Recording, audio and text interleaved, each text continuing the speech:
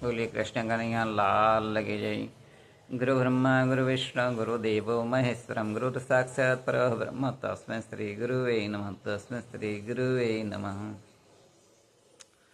ઉદ્ધવજીને જ્ઞાનનું અભિમાન હતું એટલે ભગવાન કૃષ્ણએ ઉદ્ધવજીને કહ્યું,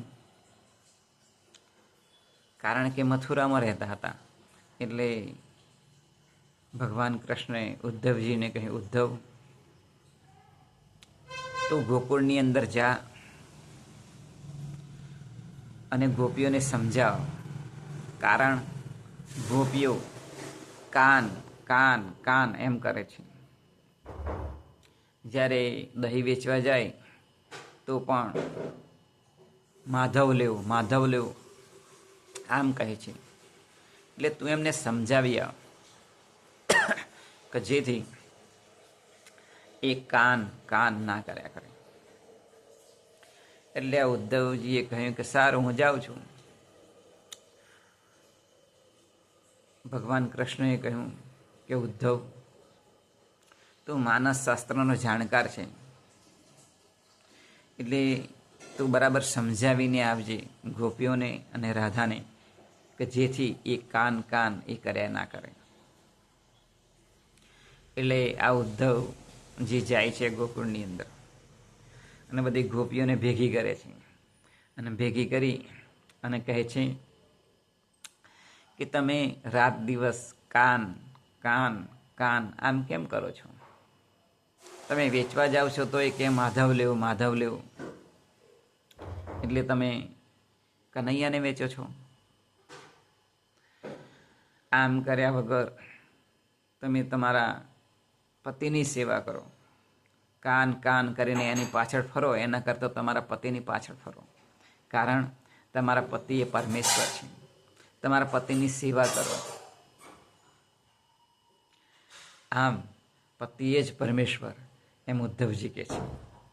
ત્યારે આ ગોપીઓ એ કહે છે ઉદ્ધવજીને કે ઉદ્ધવજી, તમે કહો છો કે કાન કાન શા માટે કરો છો?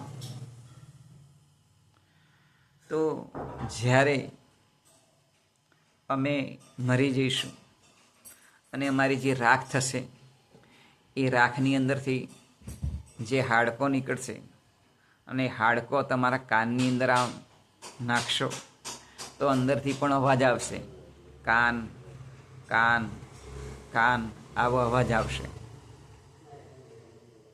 એટલે આ જે ઉદ્ધવજી હતા એમના જે અભિમાન હતું એ અભિમાનની પોટલીઓ ઓગળી ગઈ અને પછી એમને વિચાર આવ્યો કે કરી કરી અને જીવનની અંદર કરવાનું તો આ જ છે.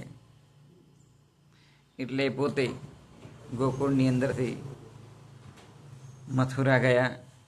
ભગવાન કૃષ્ણને ચરણ સ્પર્શ કરી અને પછી ભગવાન કૃષ્ણને કહ્યું કે પ્રભુ, મારો બીજો અવતાર આવે ને તો મને લતા બનાવજો, એટલે કે વેલ બનાવજો કે જેથી તેમના ચરણની રજ એ મારા ઉપર પડે અને મારું કલ્યાણ થાય.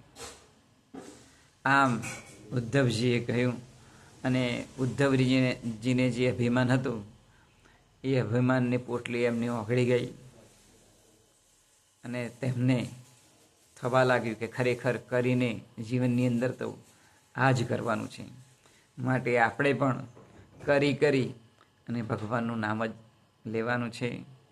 એમાં જ આપણું કલ્યાણ એ રહેલું છે. એ જ આજના શુભ દિનની પ્રાર્થના. બોલી કૃષ્ણ કનૈયા લાલ કી જય.